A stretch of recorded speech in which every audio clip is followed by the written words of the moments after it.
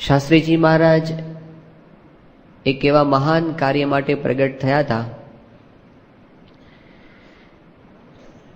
કે સહેજે સહેજે કોઈને પણ પ્રતીતિ થાય આટલું મહાન કાર્ય જે વિભૂતિ કરી શકે એ આ લોકના પુરુષ ન હોય.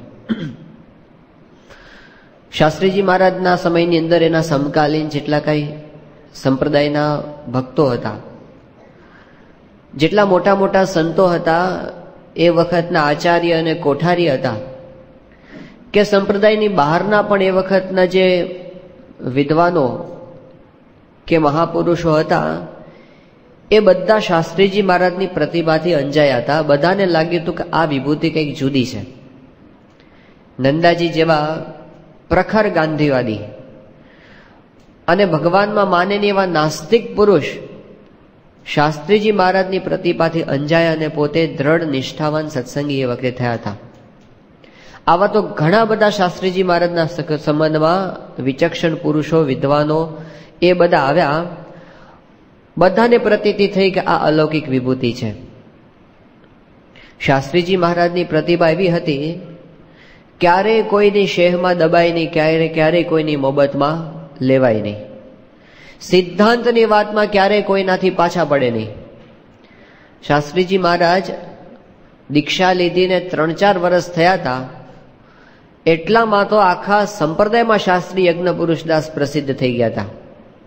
એનું એક કારણ એ હતું, પોતે મહાવિદ્વાન હતા એ વાત તો સાચી, કે બહુ સાધુતાવાળું એમનું જીવન હતું એ વાત પણ સાચી, પણ એક વાત એ હતી કે શાસ્ત્રી યજ્ઞ પુરુષદાસ ભગતજી મહારાજના શિષ્ય થયા હતા અને ભગતજીનું સ્વરૂપ સમજાવવા માટે મરણિયા થયા હતા.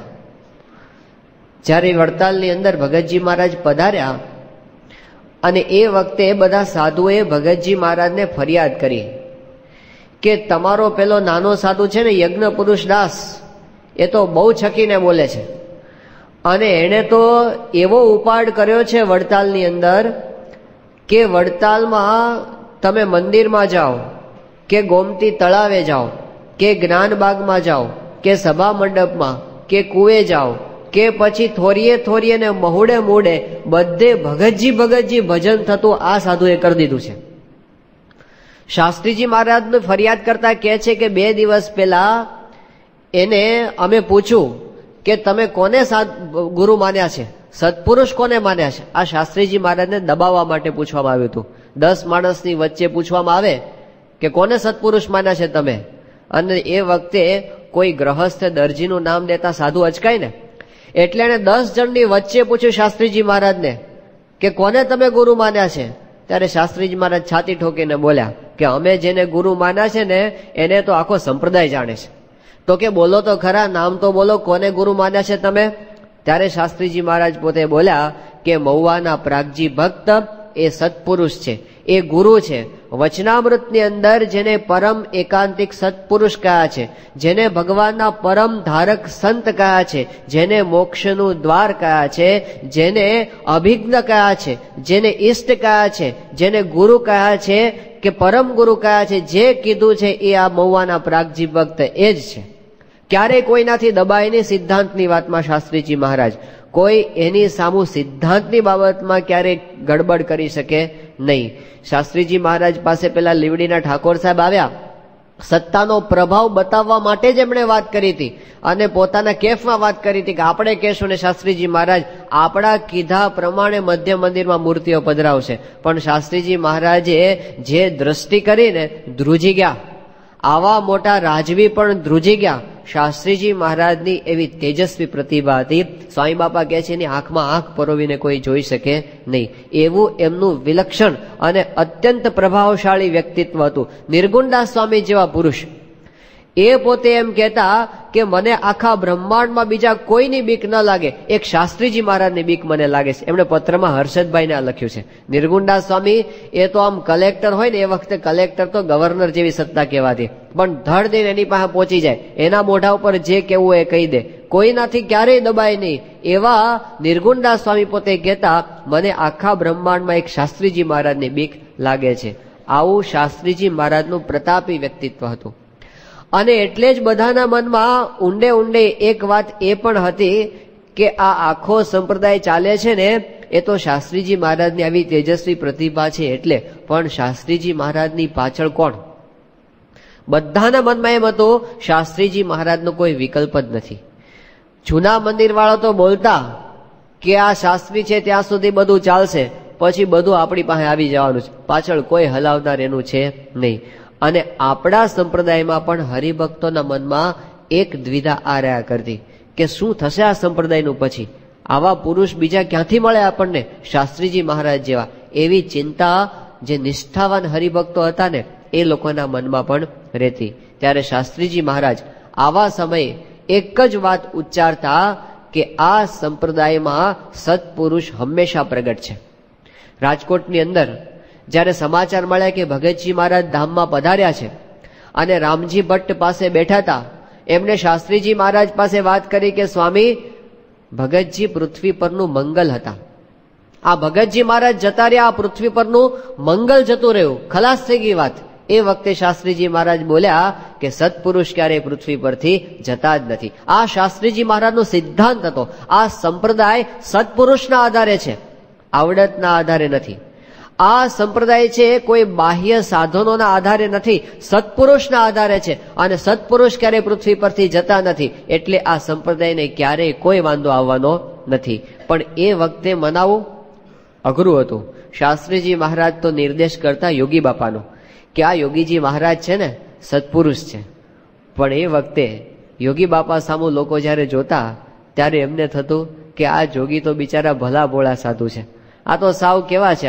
બકા બાપુ તો કહેતા એ કે અમે તો બધા એમ જ સમજતા શાસ્ત્રીજી મહારાજને શિષ્ય કે આ બધા જુનાગઢથી સાધુ આવ્યા છે જોગી મહારાજ, તે આખો દિવસ ધૂન કર્યા કરે, આખો દિવસ તાળીઓ પડ્યા કરે, માળા ફેરવ્યા કરે, કે પછી દોડી દોડીને સેવા કર્યા કરે, કે પછી આમ સ્વામીની વાતો બોલ્યા કરે.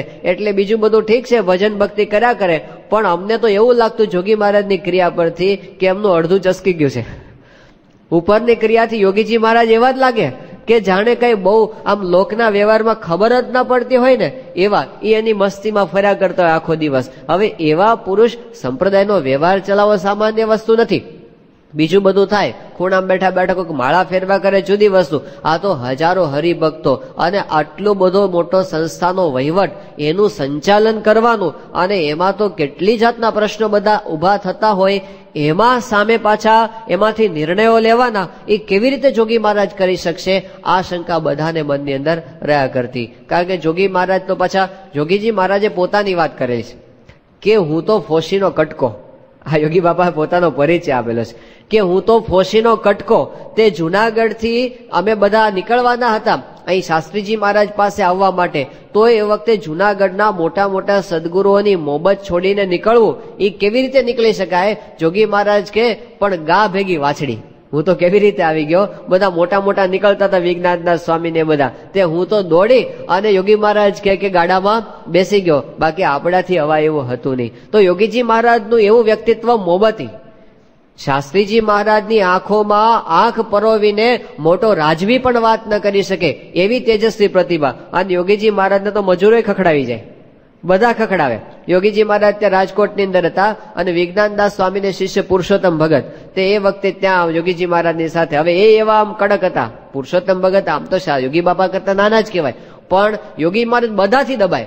તે યોગીજી મહારાજને એ વખતે ઝાડા થઈ ગયા હતા, વારંવાર સ્નાન કરવું પડે, એટલે 10-15 વખત નાહવું પડે. એટલે પછી એ વખતે તો શરીર એમનું એકદમ નબળાઈ આવી ગઈ હતી. તો જે યુવકો સેવાની અંદર હતા એ બધા યોગીજી મહારાજને ગરમ પાણી કરી દેતા હતા. તો એ વખતે ગરમ પાણી કરે ને પછી યોગીજી મહારાજ નાવા બેસે ને, તો યોગીજી મહારાજ તો અખંડ ભગવાનમાં રહેનારા પુરુષ, પણ પુરુષોત્તમ ભગત પાછો ઉપદેશ આપે જોગી મહારાજને કે જોગી આમ નાતી વખતે એમને એમ ન નવાય, બોલવું જોઈએ મહારાજ નાવ, સ્વામી નાવ, એમ બોલવું જોઈએ. મહારાજને સંભાળ્યા વિના નાય છે એ તો લોહીમાં સ્નાન કર્યું કહેવાય. આવો પાછો ઉપદેશ આપે પેલા. હવે યોગીજી મહારાજને રૂવાડે રૂવાડે ભજન થાય, પેલા પાછા આવો ઉપદેશ આપે. એટલે યોગીજી મહારાજ પાછે કે હા હા સારું થયું તમે અમને કીધું, મહારાજ નાવ, સ્વામી નાવ, એમ કરીને પાછા પોતે એ કે એ પ્રમાણે વર્તવા માંડે.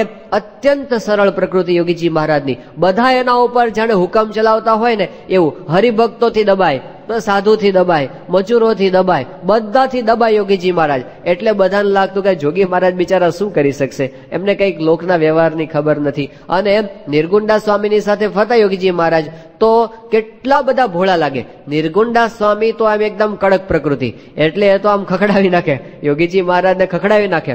પણ યોગીજી મહારાજ હાથ જોડીને ઉભા રહે. તો એક વખત તો અટલાજરાની અંદર નિર્ગુણદાસ સ્વામી હતા, એમણે કીધું જોગી મહારાજને કે આપણે પધરામણીએ જવાનું છે, તે બહાર ઘોડાગાડી છે ને એમાં જઈને બેસી જાઓ. તે જોગીજી મહારાજ તો પડ્યો બોલ ઝીલે, આમ ઉભાય નહીં રહેવાનું વિચાર કરવા.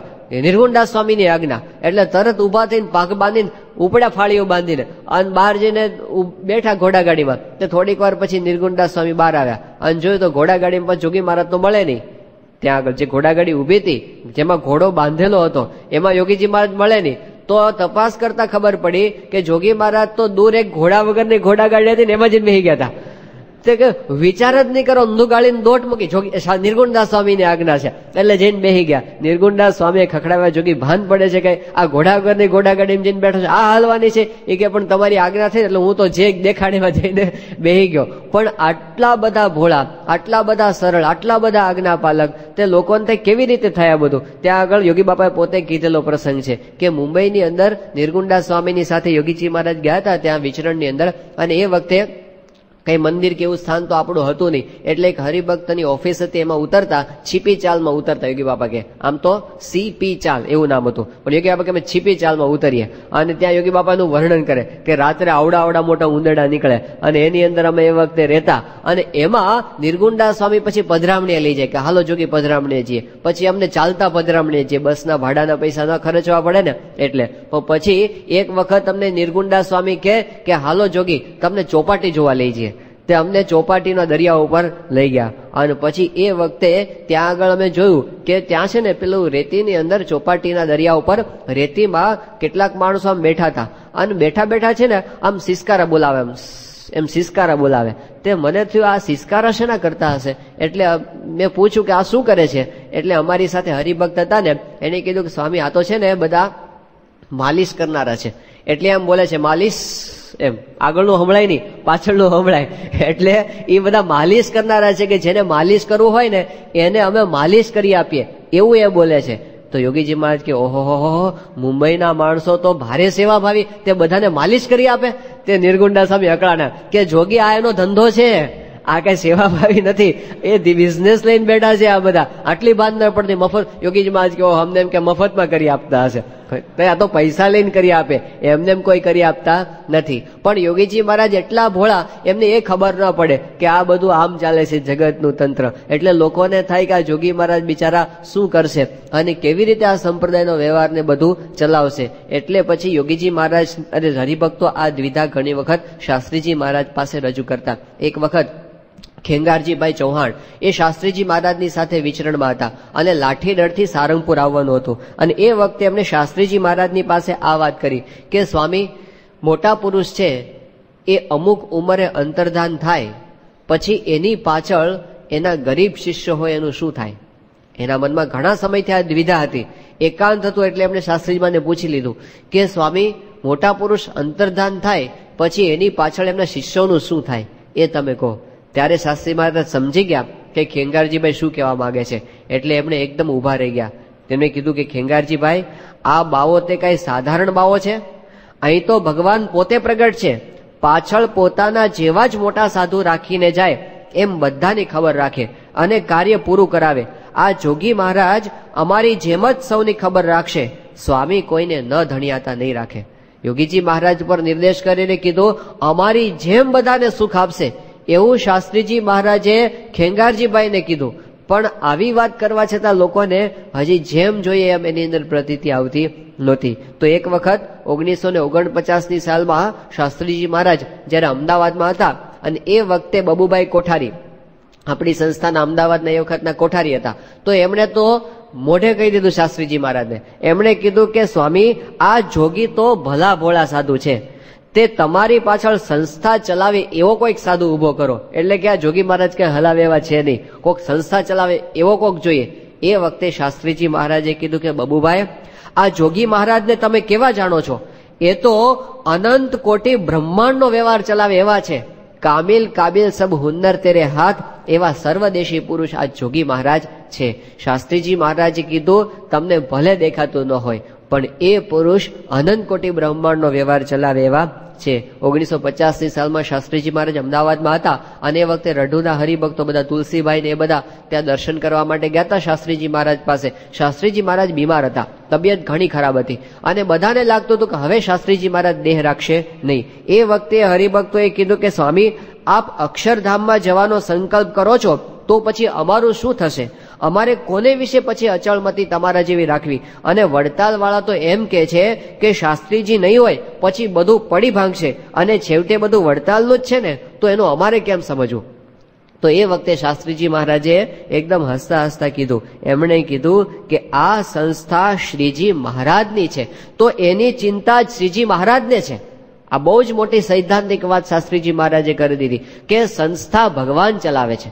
શ્રીજી મહારાજે પોતે બનાવેલી આ સંસ્થા છે અને એની ચિંતા કરનારા શ્રીજી મહારાજ પોતે છે. આપણે શું ચિંતા કરવાના? પછી શાસ્ત્રીજી મહારાજે કીધું કે આ જોગી મહારાજ છે ને, જોગી મહારાજને વિશે પતિવ્રતાની ટેક તમારે રાખવી. હું તે જોગી અને જોગી તે હું.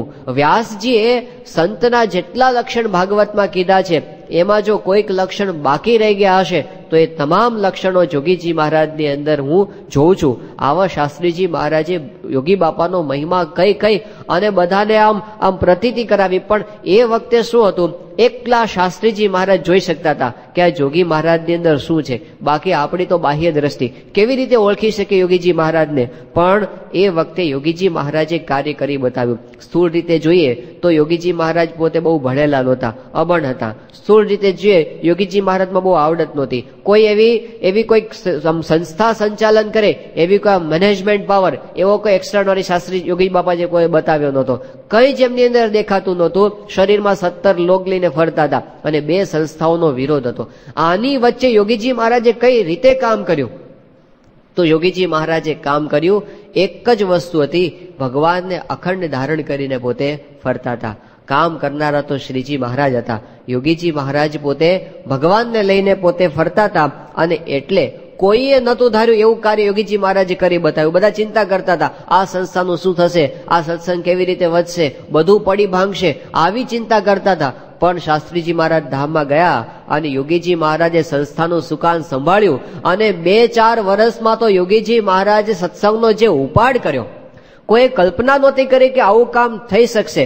યોગીજી મહારાજે પરદેશની અંદર સત્સંગ પહોંચાડ્યો. શાસ્ત્રીજી મહારાજના વખતમાં આફ્રિકાના સત્સંગની શરૂઆત થઈ હતી, પણ યોગીજી મહારાજે તો આફ્રિકાની ધરતી ઉપર મંદિરો બાંધવા માંડ્યા. નૈરોબીની અંદર મંદિર થઈ ગયું જબરજસ્ત, મોમ્બાસાની અંદર મંદિર થયું અને આફ્રિકાની અંદર પછી તો કંપાલામાં, જિંજામાં, ટરોરોમાં, ગુલુમાં એક પછી એક જે મંદિરો થવા માંડ્યા. લોકો કે આ શું કહેવાય, સ્વામિનારાયણ સંપ્રદાયના મંદિરો આફ્રિકાની ધરતી ઉપર આવા યોગીજી મહારાજ અહીં બેઠા બેઠા કરવા માંડ્યા. લોકોના આશ્ચર્યનો પાર નહોતો, કઈ રીતે આ બધું થાય છે. અને એમાંય 1970ની સાલમાં યોગીજી મહારાજે લંડનની અંદર ચર્ચની અંદર હિન્દુ મંદિર કર્યું. વિશ્વના હિન્દુ ધર્મના ઇતિહાસમાં ક્યારેય નહોતો બન્યો એવો પ્રસંગ યોગીજી મહારાજે કરી નાખ્યો.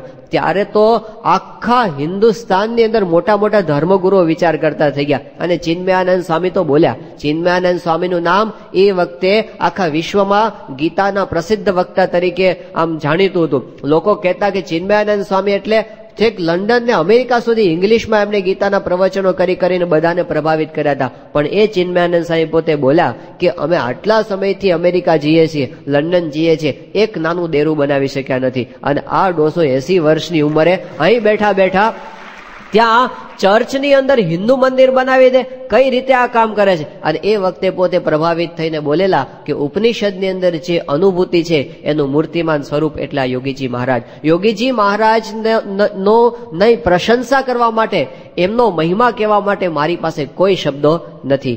એ વખતે ષણમુખાનંદ હોલમાં જે સન્માન સભા થઈ હતી, યોગી બાબા પરદેશથી આવ્યા, એ વખતે ડોક્ટરોની મનાઈ છતાં ચિન્મયાનંદ સ્વામી ખાસ યોગીજી મહારાજના દર્શન માટે એ વખતે આવ્યા હતા. અને એમણે પોતે ડોક્ટરોની મનાઈ છતાં પ્રવચન કરીને યોગી બાપાનો મહિમા કીધો હતો. તો લોકોને આમ જોતા રહી ગયા કે શું કામ કર્યું. અને એમાં યોગીજી મહારાજે આ સત્સંગ મંડળો સ્થાપ્યા. રવિવારની સભા, કોઈને ખબર નહોતી કે રવિવારની સભાની અંદર આટલું બધું દૈવત છે.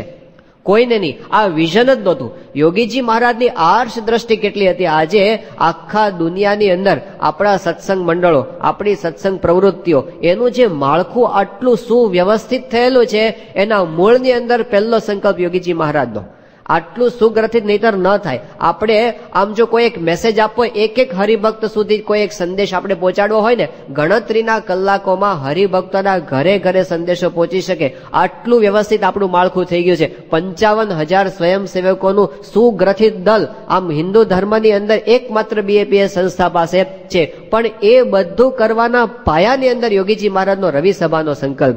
એ વખતે કોઈને નહોતું સમજાતું, ત્યારે બાપાએ ચાલુ કર્યું. સત્સંગ મંડળો ગામડે ગામડે યોગી બાપાએ ચાલુ કરી દીધા. યુવક મંડળો ચાલુ કરી દીધા. બાળકોને સત્સંગમાં રસ કરતા કરી દીધા. એ બધું લોકો જતા રહી ગયા. અને એમાં યોગીજી મહારાજે જ્યારે યુવાનોને સાધુ કર્યા, ભણેલા ગણેલા યુવાનો. સાધુ તો કોણ થાય? 50 વટી ગયા હોય, 60 વટી ગયા હોય, દાંત પડી ગયા હોય, અને પછી હાવ ખાઈ પીને ઉતરી ગયા હોય, પછી એ સાધુ થવા માટે આવે. સંપ્રદાયમાં આવું જ ચાલતું હતું. પણ યોગીજી મહારાજે આખો નવો યુગ સંસ્થાની અંદર લાવી દીધો કે ભણેલા ગણેલા શહેરના રંગીલા યુવાન સાધુઓ આમ તરવરિયા આવે અને આ સંપ્રદાયમાં સમર્પિત થઈ જાય તો આખો સ્વામિનારાયણ સંપ્રદાય આમ જાગી ગયો. કે શું યોગીજી મહારાજે કામ કર્યું. જૂના સંપ્રદાયના મોટા મોટા સદગુરુઓ એ બધા આંખો ફાડીને જોઈ રહ્યા. એમાં હરિપ્રસાદ ચોકસી, હરિપ્રસાદ મંછારામ ચોકસી એ વડતાલ સંપ્રદાયના ટ્રસ્ટી હતા અને મુંબઈની અંદર બહુ જ મોટા એડવોકેટ હતા અને વિચક્ષણ પુરુષ. હવે એ યોગીજી મહારાજનું આ કાર્ય જોયું, એટલા પ્રભાવિત થયા. અમદાવાદની અંદર યોગીજી મહારાજના દર્શન કરવા માટે આવ્યા અને બાપાની પાસે આવ્યા અને જઈને યોગી બાપાના પગ પકડી એકદમ ગદગદ થતા બોલવા માંડ્યા કે જોગી મહારાજ, આ ઉંમરે તમે આ કામ કઈ રીતે કરી શકો છો? મને સમજાતું નથી તમે કઈ રીતે આ કામ કરો છો. અને પછી એકદમ ગદગદ થઈને પોતે બોલ્યા કે જોગી મહારાજ, તમે કોણ છો મને કહો? તમે સ્વયં સ્વામિનારાયણ ભગવાન છો કે શું? આ કોણ બોલે છે? જૂના મંદિરનો પીઢ હરિભગત જે વર્ષો સુધી ટ્રસ્ટી તરીકે રહેલો છે, એ એમ બોલે છે કે તમે સ્વયં સ્વામિનારાયણ ભગવાન છો કે શું? યોગીજી મહારાજ તો એકદમ હાથ જોડી કે ના ના ના ના, અમે તો દાસ છીએ, અમે તો વાસણ ઉટકનારા છીએ, અમને કાંઈ આવડે નહીં, આ તો ગાડા હેઠે કૂતરું હાલ્યું જાય. શાસ્ત્રીજી મહારાજના પ્રતાપથી બધું થાય છે, આપણાથી શેક્યો પાપડ ભાંગે નહીં. પણ પેલા છોડે જ નહીં કે ના સ્વામી, આ તો તમે અલૌકિક કામ, આવું કોઈ ન કરી શકે. તમે કહો આ કઈ રીતે તમે કામ કરો છો? બહુ જ આગ્રહ કર્યો, બહુ જ આગ્રહ કર્યો. ત્યારે યોગીજી મહારાજ બોલ્યા કે સ્વામિનારાયણ ભગવાનની શક્તિ કામ કરે છે. એમનામાં રહીને કામ કરતા હતા સ્વામિનારાયણ ભગવાન. પણ બધાને આ વસ્તુની કે અનુભૂતિ થઈ કે યોગીજી મહારાજ કંઈક જુદું તત્વ એમની અંદર રહેલું છે, એનાથી આ બધું કામ થાય છે. તો સ્થૂળ રીતે તો યોગી બાપા સાધારણ દેખાતા બધાને, પણ એમની પાસે એવી કઈ વિશેષતાઓ હતી, તો એની વાત આપણે આજે વિચારવાના છીએ. તો 3 એવી અલૌકિક વિશેષતાઓ યોગી બાપાની અંદર હતી, જેના બળથી યોગીજી મહારાજે આ કામ કર્યું. આ સંપ્રદાય કોઈ આવડતથી, કોઈ સાધનથી કે પૈસાના બળે કે સત્તાના બળે નથી વધાર્યો. પણ કયા બળથી યોગીજી મહારાજે વધાર્યો છે? તો સૌથી પહેલું બળ યોગીજી મહારાજ પાસે હતું સાધુતાનું બળ. એમની સાધુતા હાડો હાડ સાધુ. યોગી બાપાને આમ દર્શન કરે અને એમની સાધુતાનો અનુભવ થતો. જયારે જુનાગઢની અંદર યોગીજી મહારાજ પોતે રહેતા હતા, એ વખતે તો હજી યોગીજી મહારાજ બહુ નાની ઉંમરના ઝીણા ભગત તરીકે ત્યાં 2 વર્ષ જેટલું રહ્યા છે અને સાધુ થયા પછી 1-1.5 વર્ષ, બાકી વિચરણની અંદર વધારે રહ્યા છે. પણ આટલી 17 વર્ષની નાની ઉંમરે યોગીજી મહારાજ જયારે જુનાગઢની અંદર હતા, ત્યારે જુનાગઢના મોટા ધુરંધર સદગુરુઓ ગુણાતીતાનંદ સ્વામીનું જેમને સેવન કરેલું એવા ગુણાતીત જ્ઞાનના પ્રખર જ્યોતિર્ધરો બધા જુનાગઢની અંદર રહેતા હતા. સદગુરુ બાલ મુકુદાસ સ્વામી, સદગુરુ યોગેશ્વરદાસ સ્વામી, સદગુરુ માધવચરણદાસ સ્વામી, સદગુરુ માધવ પ્રિયદાસ સ્વામી, સદગુરુ નારાયણદાસ સ્વામી, આ બધા ઠીમે ઠીમ જેના જીવનની અંદર કોઈ ડાઘ કાઢી શકે નહીં, એટલા મહાન સદગુરુ આ બધા હતા. એ બધા આ નાનકડા 17 વર્ષના યોગીજી મહારાજની સાધુતાથી પ્રભાવિત થયા હતા. જોગી મહારાજને જોગી ઉપનામે ત્યાંથી મળેલું છે. જુનાગઢના જોગી આટલી નાની ઉંમરથી બધાના લાડકા જોગી પોતે થઈ ગયા હતા. હવે ત્યાંથી એમની સાધુતાનો પ્રભાવ, એની અત્યંત નિર્મળ અને પવિત્ર બધી ભાવનાઓ. યોગીજી મહારાજ આખો દિવસ ભજન, કીર્તન, ધ્યાન, સેવા, એ સિવાય બીજી વાત નહીં. જગતની ગંધ જેમની અંદર જોવા ન મળતી. અને યોગીજી મહારાજ પોતે બધાનો ગુણ, બધાનો મહિમા સમજે, કોઈના અભાવ ગુણની વાત નહીં. એનો દ્રોહ કરી જાય, એને મારી જાય, છતાં પણ એની સેવા પોતે કરે. એનું પોતે આમ આમ ખાનગીની અંદર પણ કોઈના દ્રોહની કે એના અવગુણની વાત યોગીજી મહારાજના મુખમાંથી નીકળે નહીં. આવી આમ અલૌકિક પ્રતિભા યોગીજી મહારાજની જે સાધુતાની હતી ને એ બધાના હૃદયમાં છવાઈ ગઈ હતી. અહીં આવ્યા જયારે શાસ્ત્રીજી મહારાજ પાસે, અને ત્યારે મોટા મોટા પહેલા તો નિર્ગુણદાસ સ્વામી જેવા અને મહાપુરુષદાસ સ્વામી આ બધા ભગતજી મહારાજના શિષ્ય હતા. અને ભગતજી મહારાજ અને જાગા સ્વામીની સાધુતા જેમણે જોઈ હતી એ બધા જોગી મહારાજની સાધુતાથી પ્રભાવિત થયા છે. નિર્ગુણદાસ સ્વામીએ આફ્રિકાના હરિભક્તોને લખ્યું છે કે તમે જે ઉપમાઓ લખી છે એ બધી મને લાગુ નથી પડતી, એવી સાધુતા વાળા તો જોગી મહારાજ છે. હજી ગુરુ પદે તો શાસ્ત્રીજી મહારાજ બેઠા છે, અને છતાંય નિર્ગુણદાસ સ્વામી યોગીજી મહારાજની પ્રશંસાના વખાણ કરે છે કે આવા પુરુષ આપણા સંપ્રદાયને પ્રાપ્ત થયા એ આપણા બહુ મોટા અહોભાગ્ય છે. એવું કુબેરભાઈ ઉપરના પત્રમાં નિર્ગુણદાસ સ્વામી પોતે લખે છે. તો મોટા મોટા એમની સાધુતાથી પ્રભાવિત થયા. જૂના સંપ્રદાયના મોટા સદગુરુઓ શ્વેત વૈકુંઠદાસ શાસ્ત્રી હતા વડતાલના, એ પોતે કહેતા હતા કે યોગીજી મહારાજમાં રહીને તો સ્વયં સ્વામિનારાયણ ભગવાન કામ કરે છે.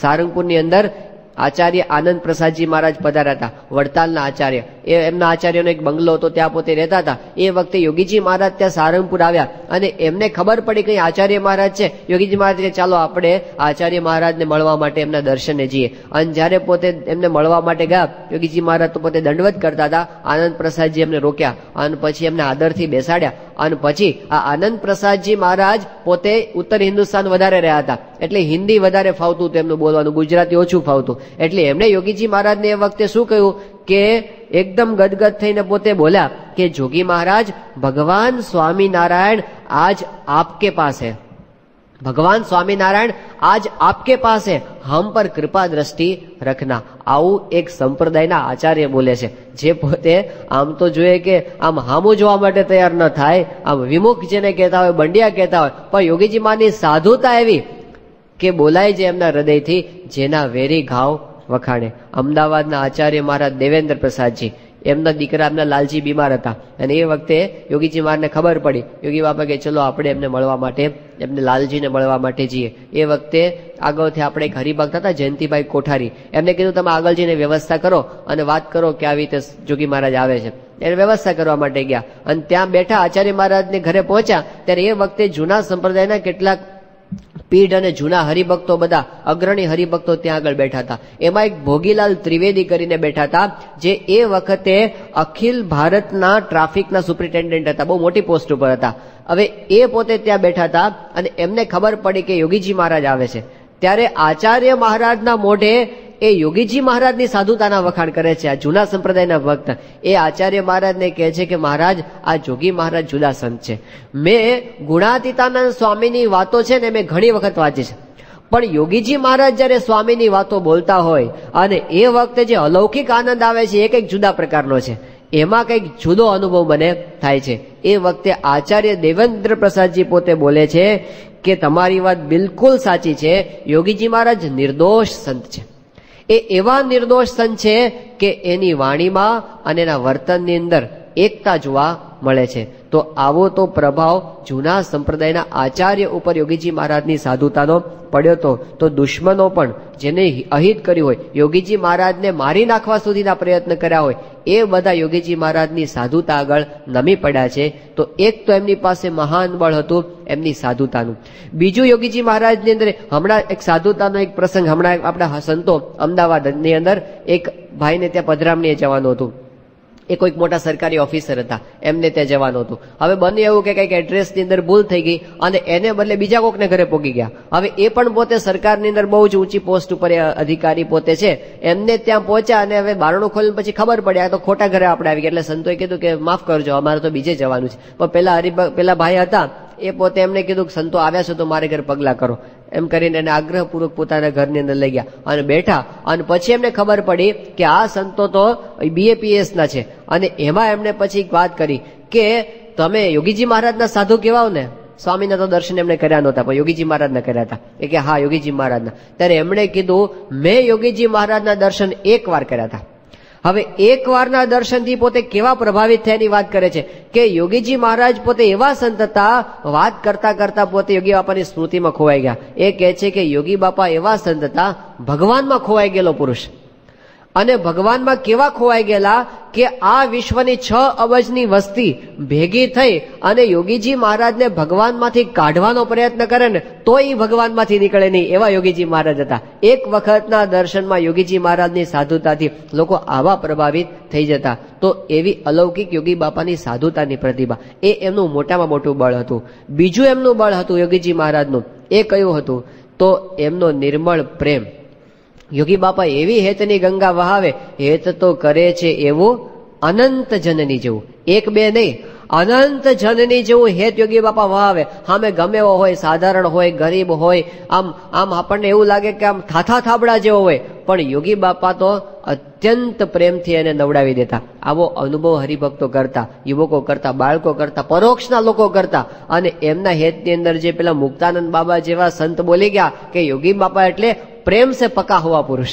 આ શબ્દ એમની અનુભવમાંથી આવેલો છે કે પ્રેમ સે પકા હુઆ પુરુષ, આમ પાકી ગયેલો. એટલો બધો યોગી બાપાનો રસ બસ થયેલો એમનો સ્નેહ જે આવે એ એની અંદર ખોવાઈ જતા. યોગી બાપાનું પેલું કીર્તન બન્યું છે કે પેલા યોગીજી મહારાજ મને કે હૈયાના હેત ન ભૂલાય યોગી તારા, હૈયાના હેત ના ભૂલાય. જેને યોગી બાપાનો ધબ્બો ખાધો હોય કે કાનમાં આંગળીઓ ફેરવી હોય કે પછી આમ યોગી બાપા હરિભક્તો આવ્યા હોય ગોંડલની અંદર, એટલો બધો પ્રેમ કરે. જયારે નીકળવાના હોય ને યોગી બાપા કે ગુરુ એક દિવસ રોકાઈ જાઓ. કે બાપા મારા ટાઈમ છે. ના ના, મારા ગળાના સમ રોકાઈ જાઓ. આડા શું તમે નહીં જવા દઈએ, આડા હોઈ જાશું એમ કરીને યોગી બાપા આગ્રહ કરીને 1 દિવસ રોકે, 2 દિવસ રોકે.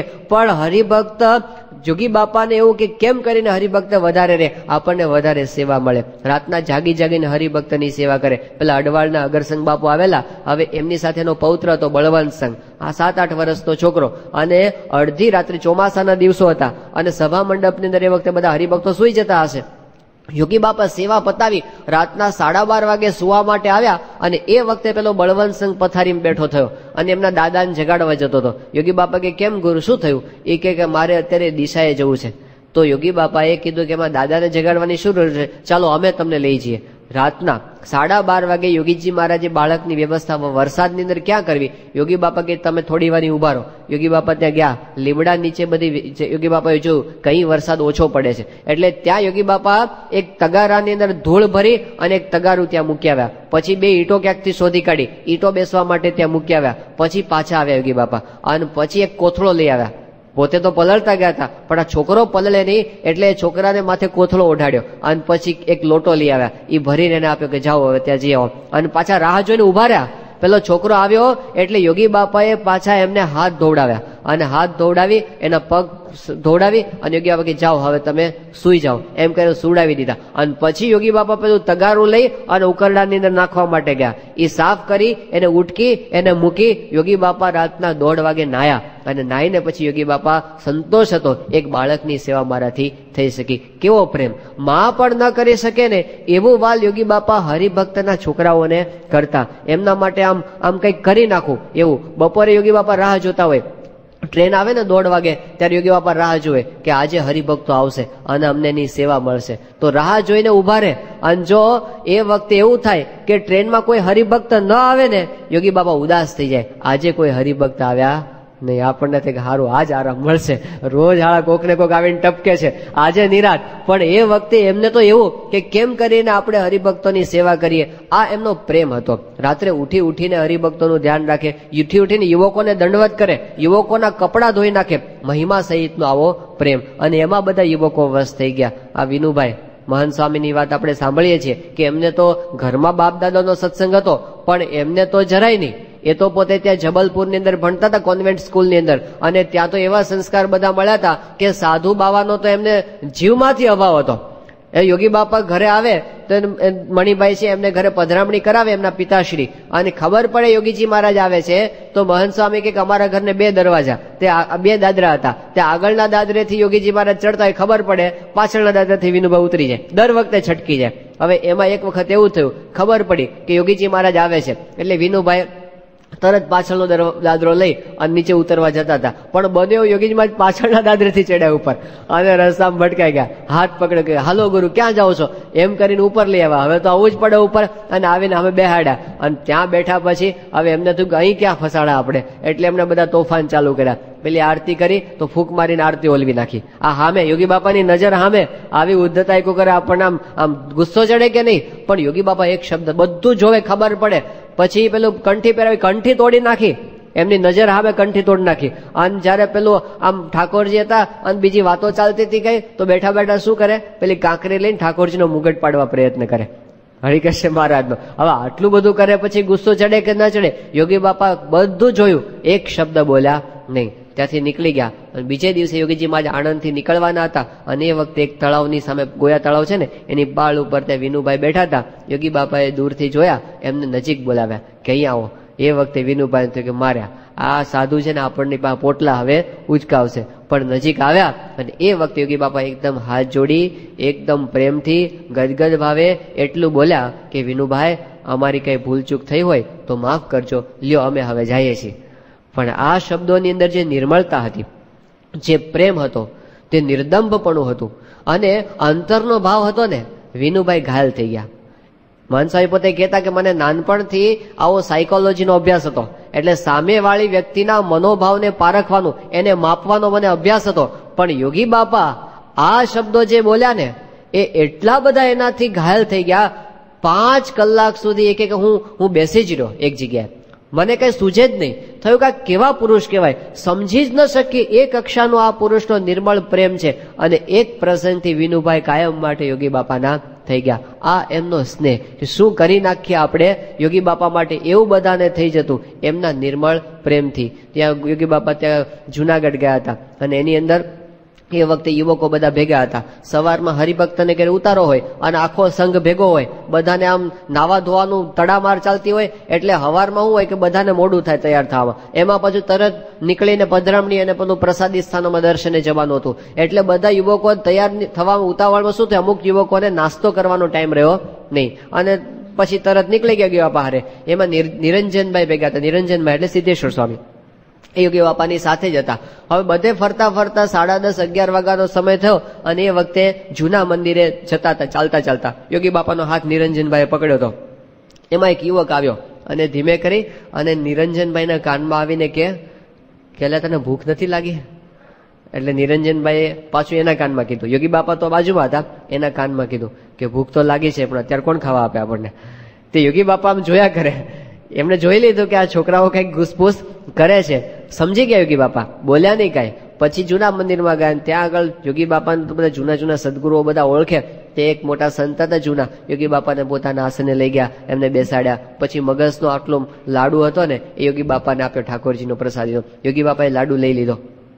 પછી કોઈને ખબર ન પડે એમ યોગી બાપાએ પોતાના ગાતરિયાના છેડે લાડુ આમ બાંધી દીધો. અને પછી બધું યોગી બાપાને બતાવ્યું. એમને બધા પ્રસાદી સ્થાનોમાં દર્શન કર્યા અને બહાર નીકળ્યા મંદિરની દરવાજાની બહાર. તરત યોગી બાપા ઉભા રહ્યા અને નિરંજનભાઈનો હાથ છોડી અને પછી પોતે પેલું ગાતરિયાનો છેડો ખોલી એમાંથી લાડુ કાઢ્યો અને પછી એમના હાથમાં આપ્યો અને કે લ્યો ગુરુ, ખાઈ જાઓ, અહીં ઉભા ઉભા ખાઈ જાઓ, અત્યારે જ ખાઈ જાઓ. તે ત્યાં ઉભા ઉભા લાડુ એમને ખવડાવ્યો આખો અને ખાઈ ગયા ને. પછી એના યોગી ઉભા રહે ત્યાં સુધી અને ખાઈ લીધો ને. પછી એના પેટ ઉપર હાથ ફેરી ગયા કે કેવી મજા આવી. હવે આટલો બધો હેત કરે પછી કોણ એમને વશ ન થાય? તો યોગીજી મહારાજનો આવો નિર્મળ સ્નેહ. ત્યાં મુંબઈની અંદર નારાયણભાઈ પટ્ટણી ભણતા હતા યુવક. હવે એમને વેકેશન પડે એટલે બધા યુવકોને યોગી બાપા પાસે જવાની લગની લાગી હોય. તો ઉનાળાના દિવસોમાં યોગી બાપા તો કાઠિયાવાડમાં ફરતા હોય, ત્યાંથી ટ્રેનમાં આવવાનું. યોગીજી મહારાજ અડવાળમાં બિરાજમાન હતા. નારાયણભાઈ મુંબઈથી ટ્રેનમાં આવ્યા, ત્યાં રાયકા સ્ટેશને ગાડી ઉભી રહે અને રાયકાથી ચાલતા ચાલતા અડવાળ જવાનું હોય. હવે બપોરે 12:30 વાગે ટ્રેનમાંથી ઉતરવાનું,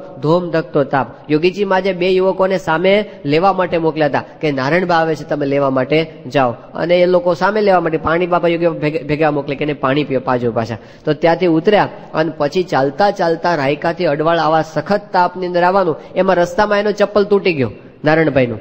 એટલે એટલા બધા પોતે આમ તાપની અંદર ગરમીની અંદર અકળાઈ ગયા હતા, પગમાં ફોલ્લા પડી ગયા ચાલતા ચાલતા. આ બાજુ 1:30-2 વાગે જયારે અડવાળ પહોંચ્યા ત્યારે એ વખતે યોગી બાપા ત્યાં મંદિર જાગતા હતા અને પોતે રાહ જોતા હતા કે હમણાં નારાયણભાઈ આવશે. ત્યાં ઓસરીથી એના થાંભલાને પકડીને યોગી બાપા ઉભા હતા, હમણાં નારાયણભાઈ આવશે. અને એમાં નારાયણભાઈનો પ્રવેશ થયો મંદિરની અંદર અને યોગી બાપા એકદમ ખુશ થઈ ગયા કે ભલા ભક્ત દોહેલા મળવા દાસ, ભલા ભક્ત ભગવાનના જીવન પ્રાણ આવી ગયા. એટલું બધું હેતથી બોલ્યા, નારાયણભાઈને એકદમ યોગી બાપા ભેટી પડ્યા અને પછી આખા શરીરે એમને બહુ પ્રેમથી બાપાએ હાથ ફેરવ્યો, એટલું બધું વહાલ કર્યું. પછી યોગી બાપા કે શરીર બહુ સુકાઈ ગયું લાગે છે. પછી પાછા કે ચિંતા કરશો નહીં, આપણે જગતની ગંધ કાઢી નાખવી છે. તો આટલો બધો સ્નેહ કરી અને યોગી બાપા બધા યુવકો, હરિભક્તો, બાળકો આખા સત્સંગને આમ હિલોળે ચડાવી દીધો. બધે બાપા બાપા બાપા થવા માંડે અને કોઈને યોગી બાપા વિના ચેન પડે નહીં. એટલો બધો યોગી બાપાએ આખા સત્સંગને પોતાની મૂર્તિના આકર્ષણની અંદર લઈ લીધો હતો. તો યોગી બાપાનો એક આ નિર્મળ પ્રેમ એ જબરજસ્ત એમની તાકાત હતી. અને ત્રીજી એક મહત્વની વસ્તુ યોગી બાપામાં હતી, એ હતો એમનો અતિશય ઉત્સાહ.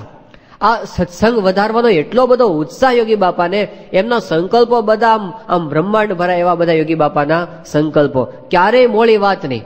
આમ ગમે એટલી બીમારી હોય તો પણ યોગી બાપા તો અડધી રાત્રે ઉત્સાહ ઉત્સાહ અને ઉત્સાહ કે મને તો એક રોટલો ખાવા મળે તો પણ ખાઈને સૂઈ રહું, પણ શાસ્ત્રીજી મહારાજની સંસ્થા વધે એના માટે દાખલો કરું. યુવકોને કે તમે પ્રાર્થના કરો, આપણે જો આમ સાજા થઈ જઈએ તો રોજના 10 ગામડા હજી આપણે ફરવા છે અને ગામડે ગામડે આ સત્સંગ કરાવો છે. આટલો બધો યોગી બાપાનો ઉત્સાહ અને સંકલ્પો કેવા. 1959ની સાલમાં યોગી બાપા પોતે નડિયાદની અંદર હતા અને સામે યુવકો બેઠા. તમે કેટલા યુવકો, 5-7 યુવકો એ વખતે બેઠા હોય, પણ યોગી બાપા સંકલ્પો કેવા. બધા યોગી બાપા કે યુવકોને કે યુવકો એવો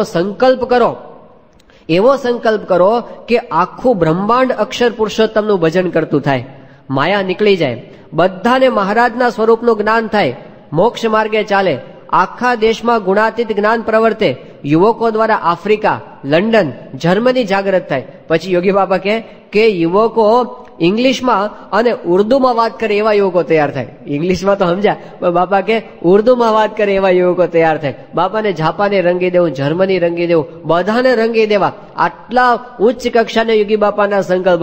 એક વખત તો યુવકોને કે બાપા કે બધા યુવકો તમે બધા ભણી ગણીને તૈયાર થઈ જાઓ, આપણે છે ને આખા બ્રહ્માંડને નિર્દોષ કરી મૂકવું છે. સત્સંગી કરવાની વાત નહીં, આપણે આખા બ્રહ્માંડને નિર્દોષ કરી મૂકવો છે.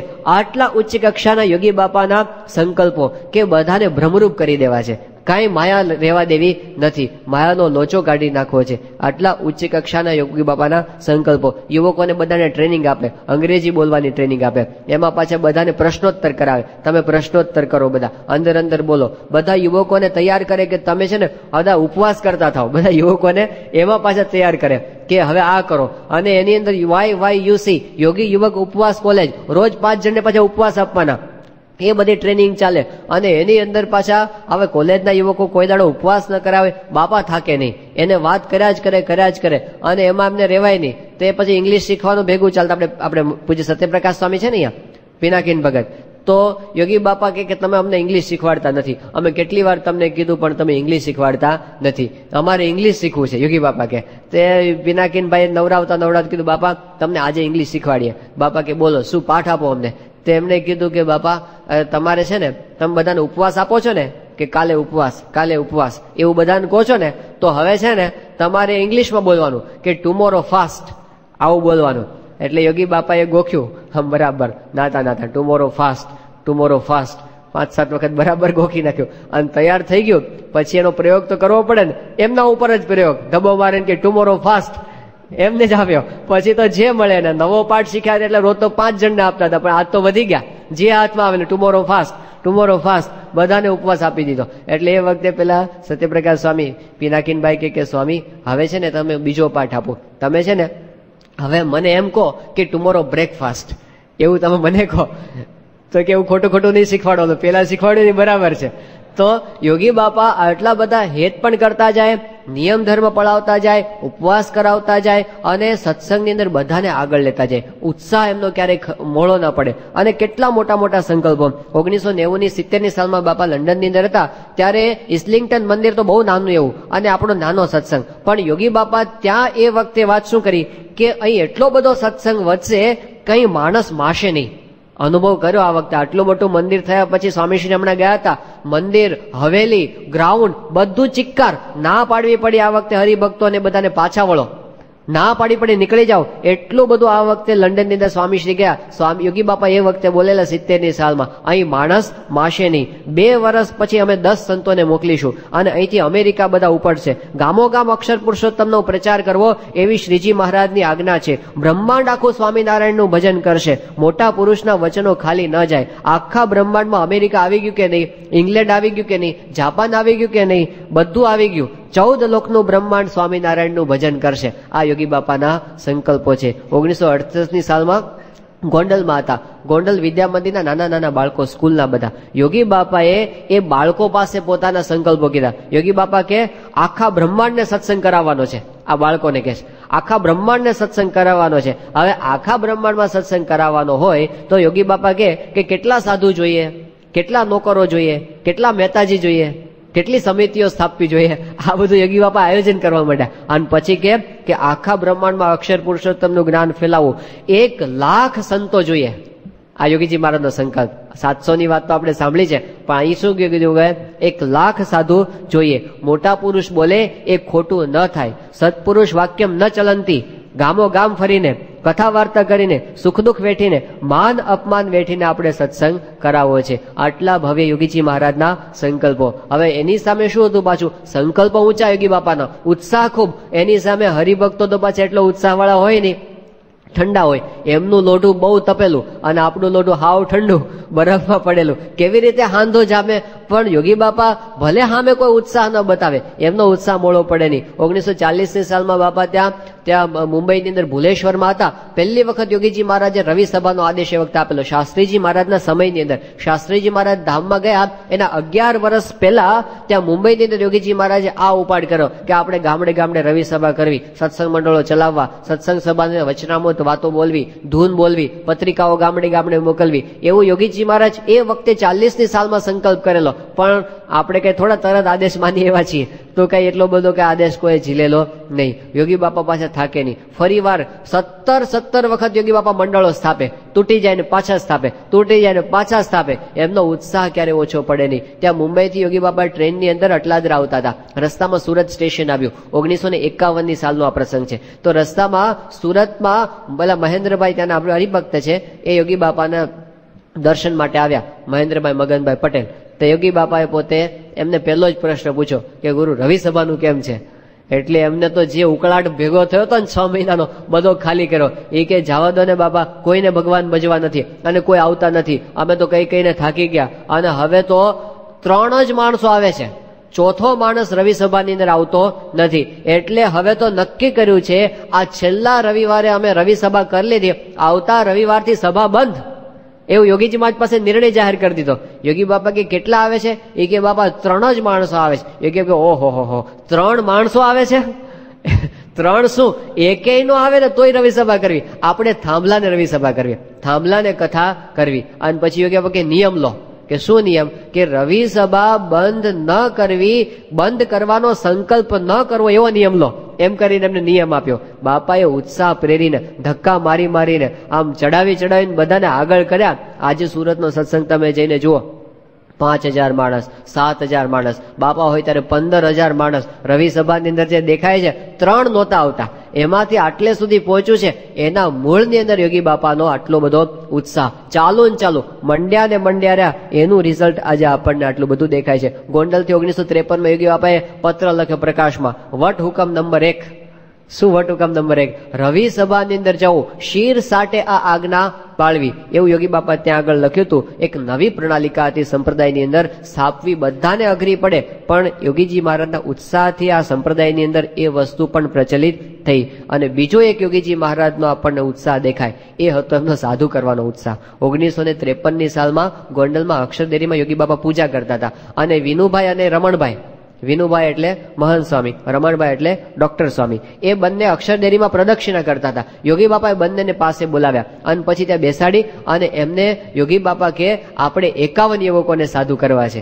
પહેલી વખત યોગી બાપાએ પોતાનો સંકલ્પ જાહેર કર્યો કે યુવાનોને આપણે સાધુ કરવા છે. અને 61ની સાલમાં આપણે ગઢડામાં કળશ જયંતિ થાય ને, કળશ મહોત્સવ, એ વખતે આપણે આ કામ કરવું છે. એમને કીધું તમારે એમાં સાધુ થવાનું છે. પહેલી વખત શબ્દો નાખ્યા. ડોક્ટર સ્વામી કે હું તો ના જ પાડતો. જયારે યોગી બાબા કે ને તિલક ચાલનો કરવાની ના પાડતો, એ સાધુ થવાની હા પાડે?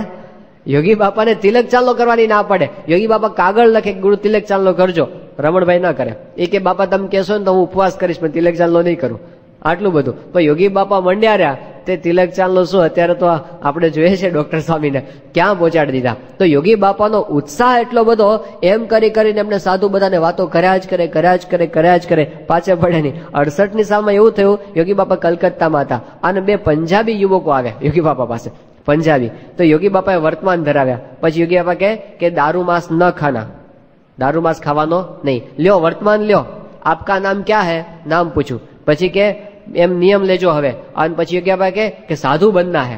હવે પહેલા તો સાધુ શું એ ખબર નહીં, પંજાબી છોકરાઓ. તે કોકે કીધું બાપા આ તો માંસ મુકતા નથી, હજી દારૂ છોડાવવાનો બાકી છે, તમે સાધુ બનવાની. યોગી બાપા કે થાયેગા, એ થાયેગા, થશે એટલે ગમે ત્યારે પણ થશે. આટલો બધો એને પણ યોગી બાપા કે રંગી નાખવા છે. 68માં મુંબઈમાં હતા ને એ વખતે સમાચાર આવ્યા કે બધા અમેરિકા બહુ જાય છે છોકરાઓ, 50,000 છોકરાઓ અમેરિકા વર્ષે જાય છે. તો યોગી બાપા કે 50,000 છોકરા અમેરિકા જાય છે, ગજનું 2 ના જાણે.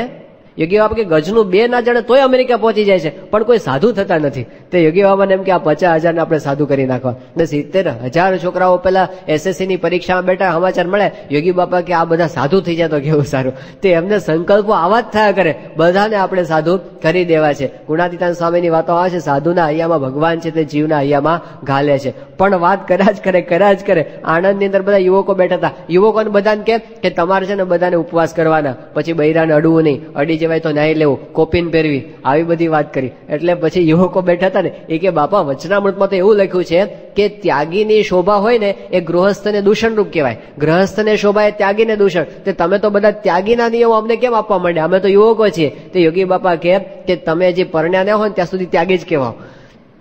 તે એક યુવક કે બાપા હું પરણેલો છું. તો યોગી બાપા કે તમારો જીવ ત્યાગી છે, તમારે પાળવાના નિયમો. પરણેલાને પણ યોગી બાપા નિયમો આપી દે, એને પણ છોડે નહીં. પણ એમને એમ હતું કે બધા કેમ કરીને ભગવાનના રંગે આ બધા રંગાય.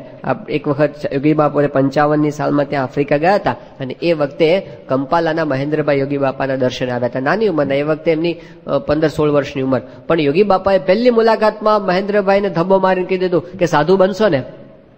એટલે મહેન્દ્રભાઈ એ વખતે કીધું હા બાપા. એને ખબર જ નહીં કે શું સાધુ થવું કે કઈ નહીં, ઉંમર નાની. યોગી બાપાએ કીધું સાધુ થશો, એ કે હા બાપા થઈશ, વાત કરી દીધી. એ વખતે તો વાત પૂરી થઈ ગઈ, બાપા પાછા દેશમાં આવી ગયા. 3 વર્ષ પછી 58ની સાલમાં એ મહેન્દ્રભાઈ મુંબઈ ભણવા માટે આવ્યા અને જય હિન્દ કોલેજમાં એડમિશન લીધું એમણે.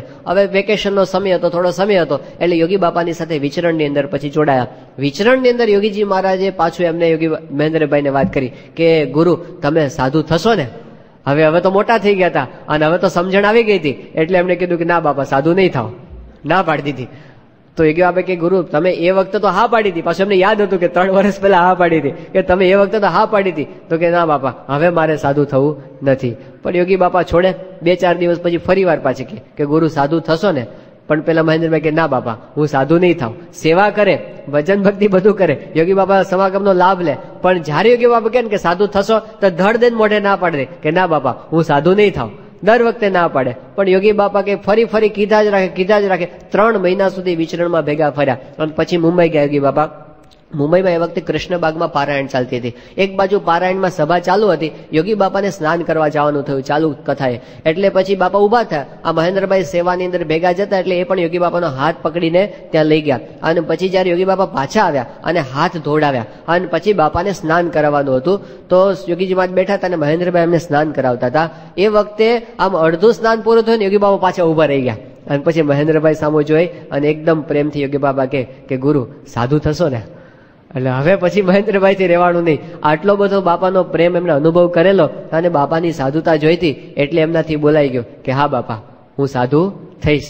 અને યોગીજીમાં જે રાજી થયા, આમ પ્રેમનો સમુદ્ર ફાટ્યો હોય ને એટલા બધા. યોગી બાપા એમનો હાથ પકડીને એકદમ પોતાની છાતીએ લગાડી દીધો, એમને નમાવી દીધા અને ધબ્બા મારવા જ માંડ્યા. મારો વાલીડો બહુ સારું સાધુ થઈ જવું છે આપણે, જગતનો સંકલ્પ કરવાની. અને એટલા બધા પ્રેમમાં નવડાવી દીધા એ મહેન્દ્રભાઈ એટલે આપણા પૂજ્ય ત્યાગવલ્લભ સ્વામી. જેનો લાભ આપણે અત્યારે આટલો બધો લઈએ છીએ, આવા મહાન સદગુરુ આપણને પ્રાપ્ત થયા, જેમના દર્શનથી આપણને અત્યારે શાંતિ થાય છે, પણ એની અંદર યોગી બાપાનો કેટલો પ્રેમ, એમનો કેટલો ઉત્સાહ એ આપણને જોવા મળે. તો યોગી બાપાએ આ મોટો ચમત્કાર કર્યો, સત્સંગ કરાવીને. દુનિયામાં આધ્યાત્મિક વાતો કરનારા ઘણા છે, ધ્યાનની શિબિરો કરનારા ઘણા છે, મોટા મોટા લેખો લખનારા કે ગ્રંથો લખનારા ઘણા છે, પણ પરિવર્તન કરવું એ ન થાય. લાખો માણસો પારાયણમાં આવે પણ એક જણો બીડી ન છોડે, એ ન થઈ શકે.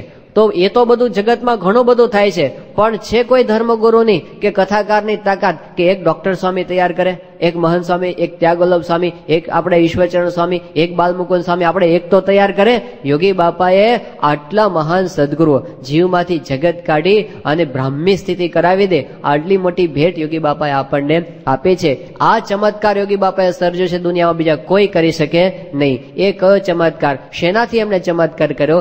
એમનો એક તો એમની સાધુતા, બીજો એમનો નિર્મળ પ્રેમ અને ત્રીજો એમનો જબરજસ્ત ઉત્સાહ. તો એ આપણને વારસામાં યોગી બાપાએ આપ્યો છે. યોગી બાપાની સ્મૃતિ કરી અને આપણે પ્રાર્થના એ કરીએ કે બાપા આવા ગુણો અમને પણ તમે આપજો અને અમે પણ આપની સેવા કરી અને આપનો રાજીપો પ્રાપ્ત કરી શકીએ એવી કૃપા કરજો. શ્રી સ્વામિનારાયણ ભગવાનની જય.